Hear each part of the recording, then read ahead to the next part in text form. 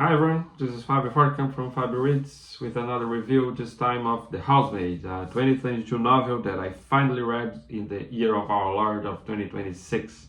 Yes, in part because of all the publicity generated by the movie that I haven't seen yet. But here we go with the book. In this story, we follow Millie Calloway, a young woman with a troubled past who is hired to be the titular housemaid of a wealthy family, the Winchesters, Nina, Andrew, and the child, Cissy, only to discover they, of course, also have dark secrets. This is a fantastic thriller, full of suspense and with a major plot twist right in the middle of the story. But besides this whole suspense thing, I found that some hidden messages in the novel that I would like to discuss with you. The most superficial analysis of the housemaid is, of course, class struggle. Millie has to work to survive, and she accepts any work. Before getting the housemaid job, she's literally living in her car, eating sandwiches and snacks, while the Winchesters live in a gated two-story mansion and regularly have steak for dinner. Millie has to pick up used tampons from the bathroom, and the Winchester kid gets to attend a private school.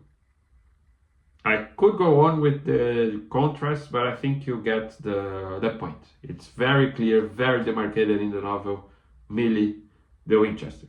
They are from very different realities.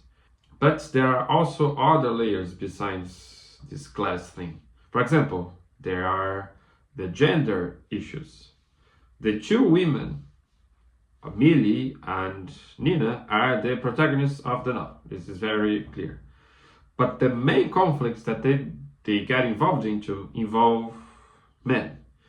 Andrew, the Winchester husband, and the mysterious Italian gardener, Enzo. So they fantasize constantly about having wild sex with both men, which of course is perfectly okay. But then there's a sense that's all they want from what we hear from them in the novel. Millie has no problem in dreaming of leaving her job that she fought so hard for to becoming a trophy wife, which we learn in the second part of the novel. Nina also did this sort of ladder towards being the trophy wife. And I won't go into more details on what was her life was before marrying Andrew. It's like this.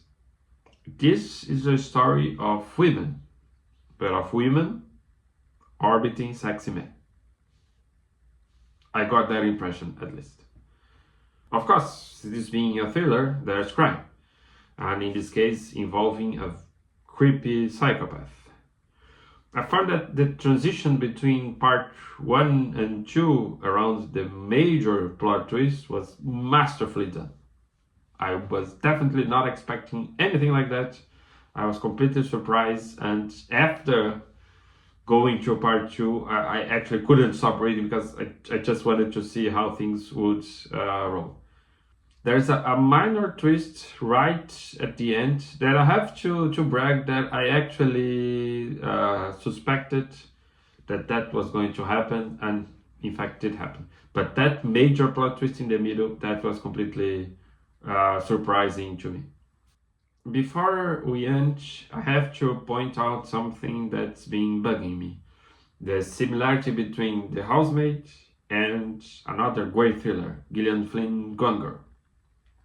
In both novels, we get the alternating point of views between major characters separated by a twist, and where the second part shows the reality from the point of view of the second character, like we get to relive what happened in part 1, but now through the lens of another character, and where the second character tries to justify her actions that seemed dubious in the first part.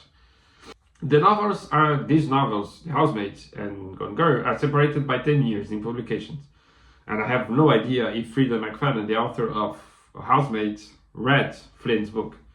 But it's interesting to see these connections between books of the same genre.